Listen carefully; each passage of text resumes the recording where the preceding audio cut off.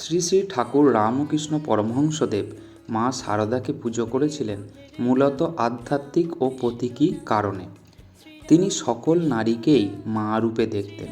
শ্রী শ্রী রামকৃষ্ণের মতে সব নারীই দেবী মূর্তি। মা শারদা তার কাছে শুধু স্ত্রী নন, বরং জাগ্রত দেবী মা, বিশেষ করে এক শক্তির প্রকাশ বললেই চলে।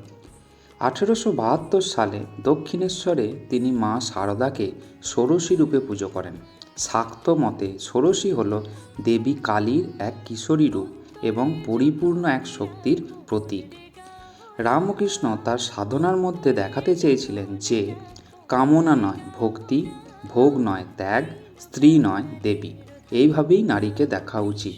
পরবর্তীকালে মা শারদা নিজেও এই পুজো তার ব্যক্তিগত সম্মানের নয় বলেই বিবেচনা করেছেন এবং তিনি এও বলেছেন এই পুজো ছিল নারী জাতির মহিমা প্রতিষ্ঠা করার এক উদ্যোগ মাত্র।